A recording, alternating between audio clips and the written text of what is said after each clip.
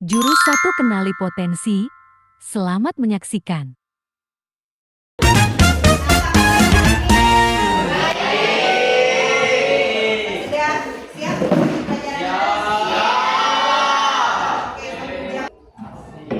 Materi kali ini tentang kenali potensi. Pernah ya? Nah, coba kalian keluarkan kertas ya, kertas satu lembar. Nanti kalian isi ya, tulis minimal 5 kemampuan kamu. Kemudian biasanya kamu gunain kemampuan itu kapan? Jadi kamu tulis kemampuan yang ada di diri kamu. Nah, biasanya aku lakukan apa? Ada yang mau ditanyakan? 5 ya? 5.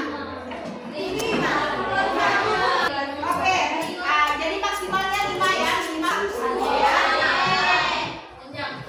Jadi coba kamu pikirkan hal apa saja yang sudah kamu bisa, baik itu di sekolah, di rumah, atau pas bareng dengan teman-teman kamu ya.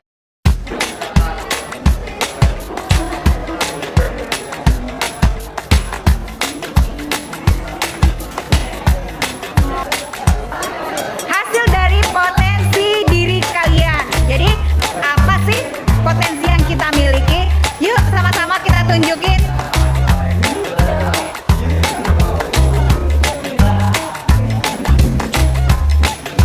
Oke.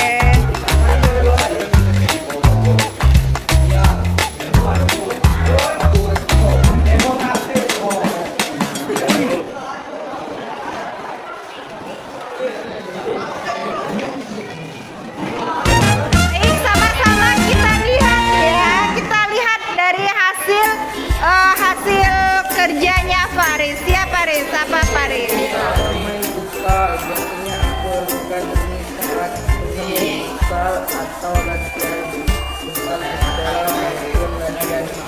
Oke, tepuk tangan buat Faris. Aku bisa bermain gitar dan menggambar. Saya melakukannya saat bosan atau sedang stres. Oke. Aku bisa membedakan sumber tanah yang memiliki kandungan emas dan tidak adanya emas. Biasanya aku lakukan saat bekerja setelah pulang sekolah. Oke, tepuk tangan buat Dandi.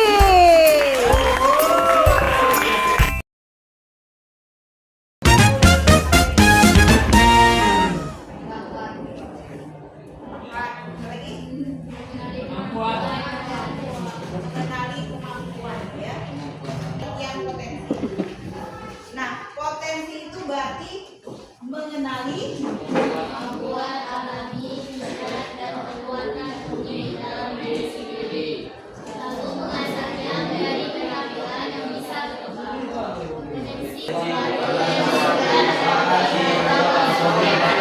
Jadi kalau kita lihat pengertian kenali potensi berarti kita mengenali kemampuan, beda kemampuan alami, minat dan kekuatan unik dalam diri sendiri, lalu mengasahnya menjadi keterampilan yang bisa berkembang. Potensi bukanlah sesuatu yang sudah jadi atau langsung hebat dari lahir, melainkan sesuatu yang bisa ditemukan dan dikembangkan secara sadar. Jadi berarti dia harus diusahakan agar potensi itu bisa berkembang. Gitu ya, Nak ya. Contohnya apa? Kita ingin menggali potensi kita. Ya. Kemudian dalam bukunya siapa nih? Josh Hoffman ya. Dalam bukunya itu kalau seandainya kita menyempatkan waktu pertama dalam 20 jam ya, 20 jam saja menyempatkan untuk fokus menggali potensi kita, nah itu akan kita temukan, pasti akan kita temukan. Kita fokus sesuatu, kemudian kita rutinitas untuk menggali terus menerus, ya.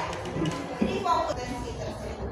Contohnya misalnya seperti di sini aja ya, kawan kita tiba-tiba siapa tahu gitu, siapa pernah nyangka kalau misalnya si Karang yang hobinya apa, ya jarang masuk sekolah, tahu-tahu dia punya bakat, prestasi, kemampuan di bidang non akademik. Juara berapa? Juara 2. Tingkat? Luar biasa udah tingkat. Ya. Kemudian dari faktor. Apa? Berarti apa? Nah, kuncinya adalah kita harus terus menerus dan fokus. Kata pengertiannya tadi, berarti dia harus didalami, dikembangkan. Bukan bakat yang langsung lompi-pali ke gembreng langsung jadi, enggak. Tapi dia butuh latihan, butuh fokus di sana, ya kan? Baru kita tahu, oh berarti kalau sudah saya fokus ke sini, berarti saya kayak gini. Berarti saya kalau di prestasi dan akademik saya ke dalam. Kalian yang mengenali potensi, yang pertama penasaran terhadap sesuatu bidang atau aktivitas, ya. Kita penasaran, ada rasa penasaran untuk tahu itu tuh gimana sih. Nah, gara-gara penasaran itu tadi, biasanya kita coba masuk ke sana, dicoba. Ada nggak yang pernah mencoba sesuatu kegiatan gitu? Ada kegiatan apa? Ada? Coba. Misalnya seperti Pela, ya, Pela aja. Dia mencoba menggali potensinya melalui apa? Namanya mungkin kesenangan dulu, ya. Kesenangannya make up. Make up orang kayak gitu, kan? Siapa tahu kalau misalnya dilatih fokus, itu bisa benar-benaran jadi MUA, ya kan? Ya.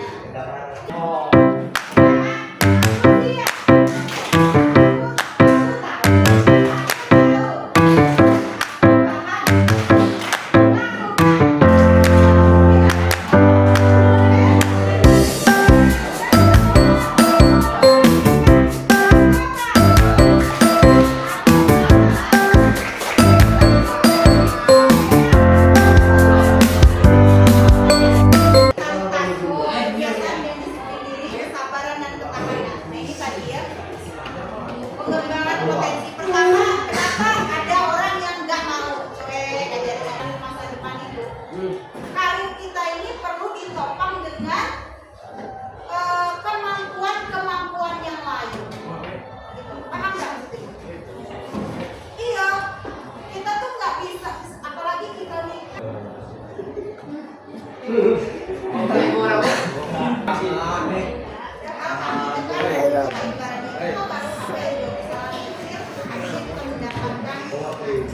Gimana kalau misalnya kita melakukan kesalahan di dalam lingkungan kita? Pasti itu hasil sosial juga nanti.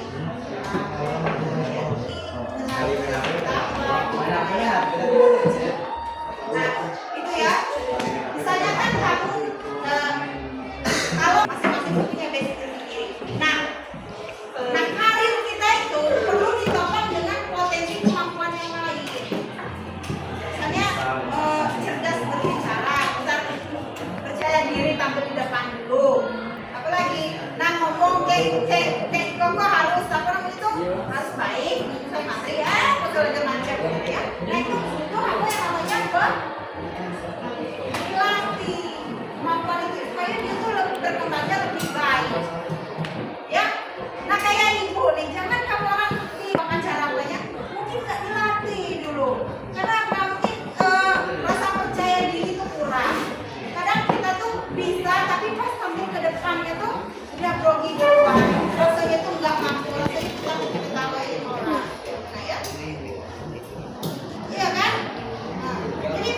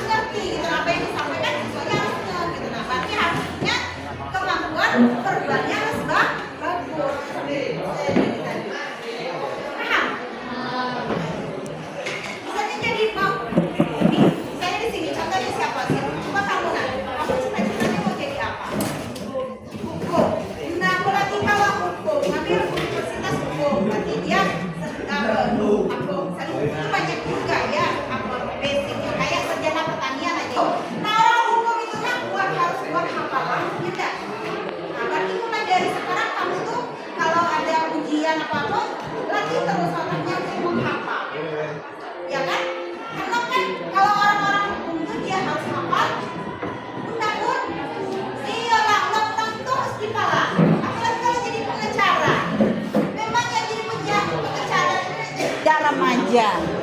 Kapan selesai apa penuh? Manfaat mengenali potensi sejak remaja. Pertama, membantu memilih jurusan sekolah atau kuliah yang tepat. Ya. Meningkatkan motivasi belajar karena merasa kegiatan berkaitan dengan minat. Nah ini dulu, membantu memilih jurusan. Iya kan? Karena kadang kenapa di fase E kemarin kamu orang itu kan ada dikasih angket pemilihan mau ke jurusan ini apa jurusan ini, atau paketnya berdasarkan dengan karir cita-cita masa depan. Misalnya kamu mau jadi akuntansi, berarti lebih memilih IIS kayak gitu ya. IIS masuk IPS. Memang kemampuan kamu orang lebih mayoritas ke pelajaran IIS. Iya. Bukan mentor kan? Ya. Benar. Atau ini ya, membantu memilih memilih jurusan itu sesuai dengan kemampuan. Kemampuan itu dilihat dari apa? Hasil nilai belajar kamu orang. Berarti ketika kamu orang menjadi anggota Polwar segala macam nggak bisa jurusan IIS itu bisa. Meningkatkan motivasi belajar karena merasa kegiatan berkaitan dengan minat. Itu, ya. Seharusnya ketika kita sudah tahu potensi kita apa, memacu semangat belajar. Nah itulah yang utama tuh kayak gitu nah. Fondasi awalnya adalah memacu untuk semangat belajar. Nah, supaya kamu semangat belajar terus, memberi arah hidup yang lebih jelas dan percaya diri, lebih mudah membangun relasi karena tahu apa yang bisa ditawarkan. Kemudian mempermudah penentuan karir atau bidang kerja masa depan. Nah, itu seperti yang sudah dijelaskan tadi. Kemudian meningkatkan kebahagiaan dan kesejahteraan. Ya, kalau kita sudah merasa nyaman di sana, kemudian kemampuan kita ada, minat kita juga besar, pasti kita merasa sudah mengeksplor diri sendiri. Yang sering nyapa kan kita tidak mencoba. Itu yang jadi menarik penting pertama pilih salah satu keterampilan spesifik ya yang ingin kamu pelajari, yang jelas, pecah di bagian kecil. Lanjut, apa itu?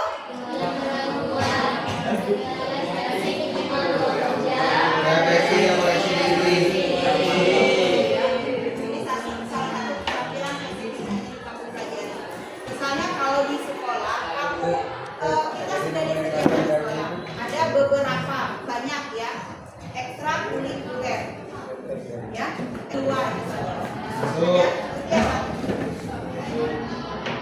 apa? Goblin apa lagi? Itu ya, misalnya kalau di sekolah kayak apa? Kayak ekstrakurikuler itu loh. Sosis, kemudian weekend, ini ada olahraga, ya kan? Banyak. Coba yang tidak mempunyai ekskul, siapa yang tidak punya? Tidak masuk ekskul sama sekali. Bingung. Apa lagi?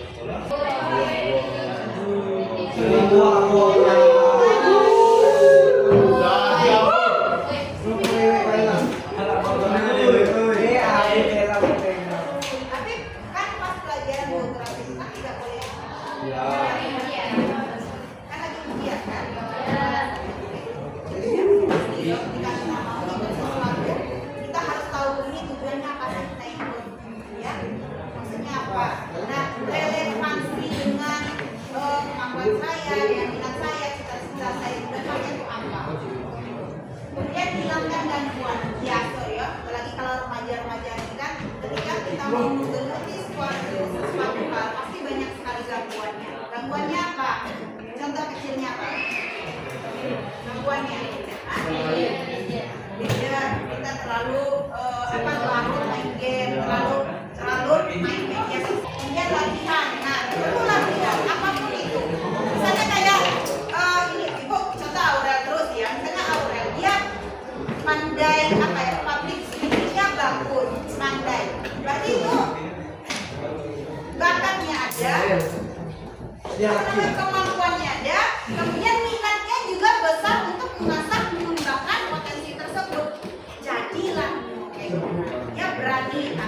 depan, ngomong, berorasi, kecerdasan verbalnya mungkin lebih unggul juga, ya.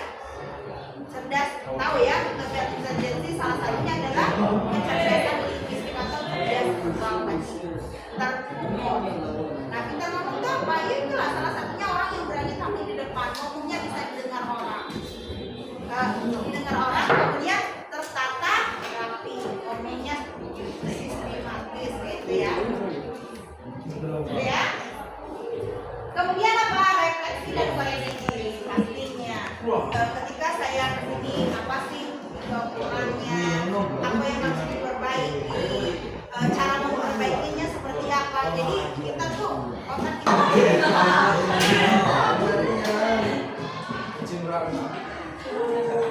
Faktor-faktor yang mempengaruhi pengembangan potensi pertama ya akses terhadap informasi dan mentalitas, kebiasaan dan disiplin diri, kesabaran dan ketahanan. Nah ini tadi ya pengembangan. Ya. Aku bisa public speaking. Biasanya aku lakukan ketika menjadi moderator, MC, dan ditunjuk untuk berorasi.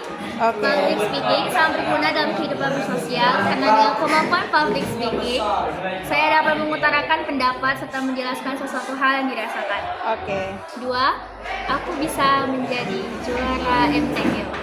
Biasanya aku lakukan untuk kepentingan beribadah, tapi ternyata dari kebiasaan tersebut bisa membuat saya menjadi seseorang yang diakui berprestasi dalam hal ini. Tiga, aku bisa memahami sesuatu hal baru dengan cepat, terutama di bidang akademik. Biasanya saya lakukan untuk bidang pendidikan, juga sebagai suatu hal yang harus saya capai untuk mendapatkan masa depan yang cerah agar sesuai keinginan. Serta saya sudah menganggap bahwa hal ini merupakan sebuah keharusan. Oke, tepuk tangan buat Aurel. Dari materi yang sudah Ibu sampaikan tentang mengenali potensi, nah kira-kira apa kesimpulan yang bisa kalian dapatkan dari materi ini? Coba Cynthia, apa Cynthia kesimpulan dari materi kita? Semua orang punya potensi termasuk kita. Kadang nggak terlihat karena kita belum ngaca lebih dalam. Tapi kalau kita sudah sadar sama apa yang kita punya dan yang kita pengen, itu sudah satu langkah besar. Yuk kita kenali, asah, dan tumbuhin potensi kita dari sekarang. Oke, tepuk tangan buat Cynthia. Nah baik, sama-sama sudah kita dengar kesimpulan yang disampaikan diwakili oleh Cynthia. Karena waktunya sudah habis, pelajaran, bimbingan klasikal kita pada hari ini tentang materi kenali potensi kita akhiri sampai di sini. Insya Allah besok kita ketemu lagi dengan materi yang berbeda. Bagaimana anak-anak? Ada yang mau ditanyakan? Tidak. Tidak ya? Sudah paham tentang materi kenali potensi? Sudah. Nah, alhamdulillah ya. Untuk itu Ibu mengucapkan terima kasih atas partisipasi yang luar biasa yang kalian tampilkan. Insya Allah kita ketemu lagi minggu depan. Ibu akhiri dengan wabillahi taufiq wal hidayah. Wassalamualaikum warahmatullahi wabarakatuh. Waalaikumsalam warahmatullahi wabarakatuh. Dan juga selamat siang.